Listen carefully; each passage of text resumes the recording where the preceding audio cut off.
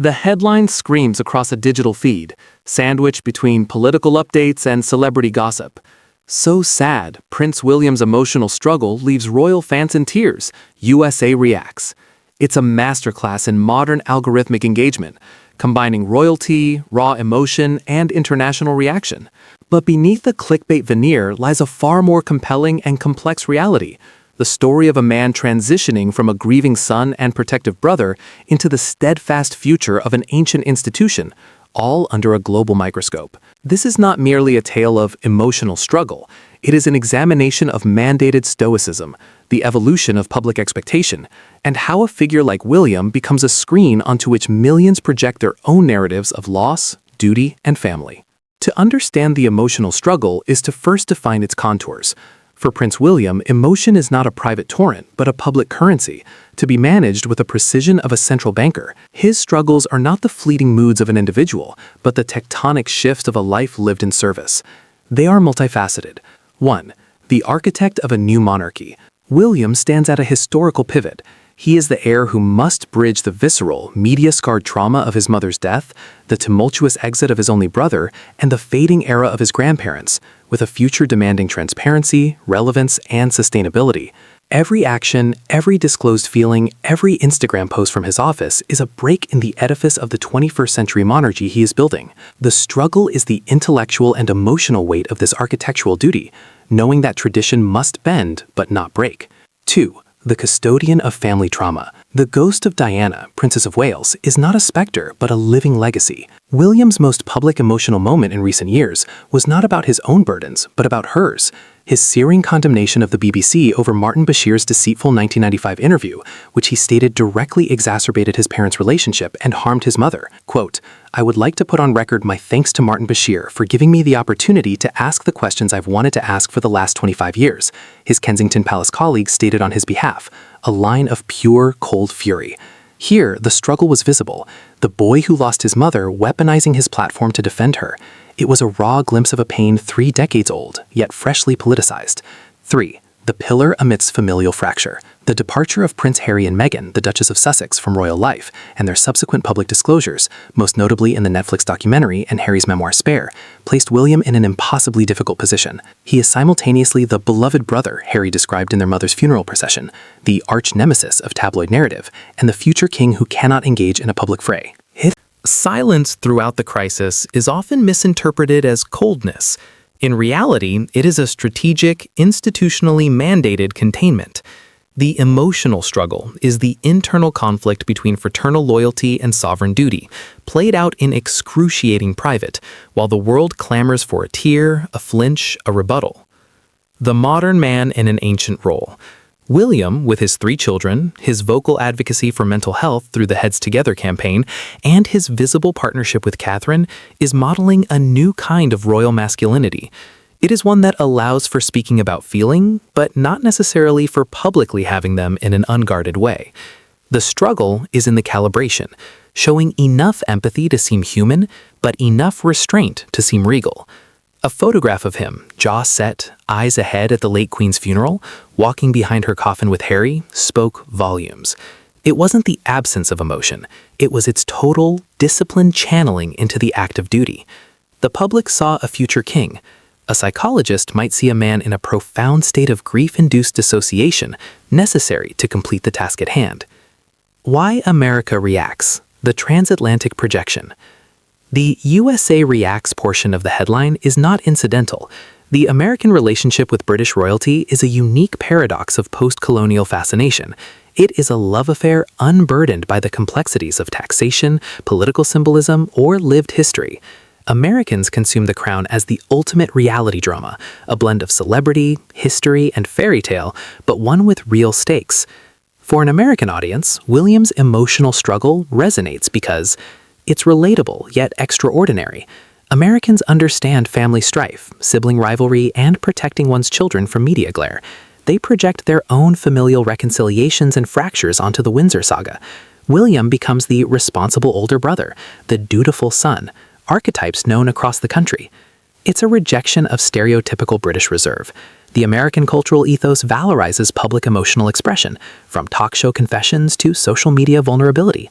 William's stoicism is interpreted not as strength but as suppression, creating a narrative thirst for him to break. When he doesn't, the tension itself becomes the story. The Diana connection.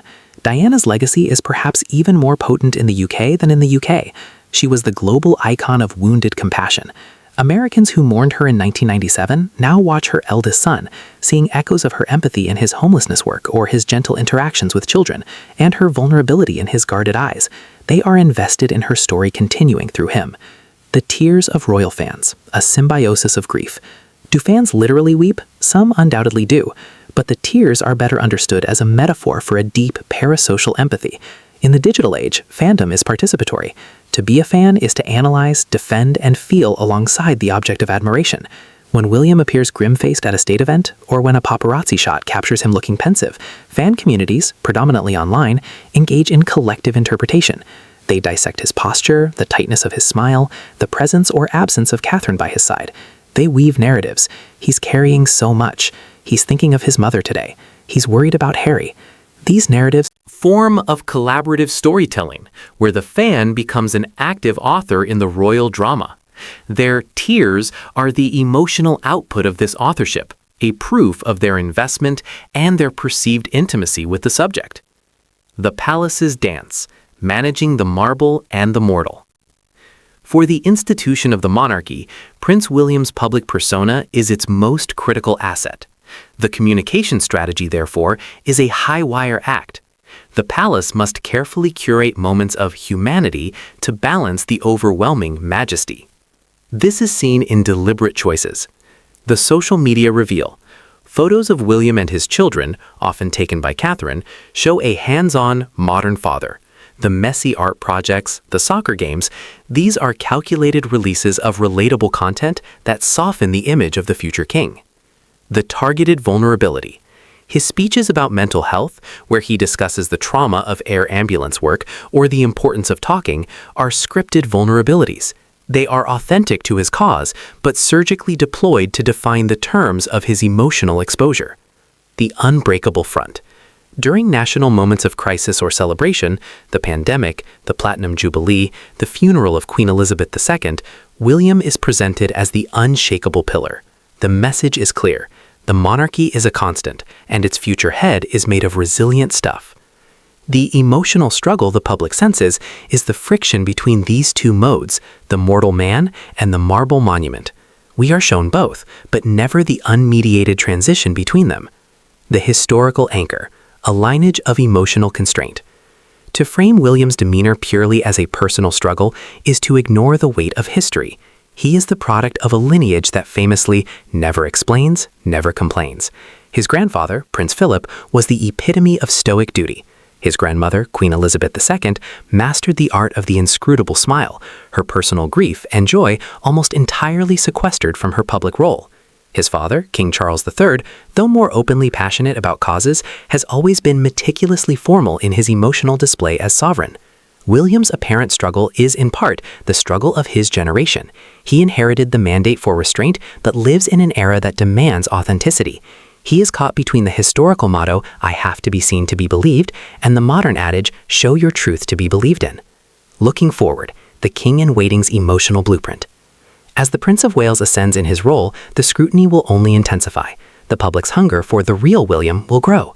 The management of his emotional persona will become central to the monarchy's continued relevance.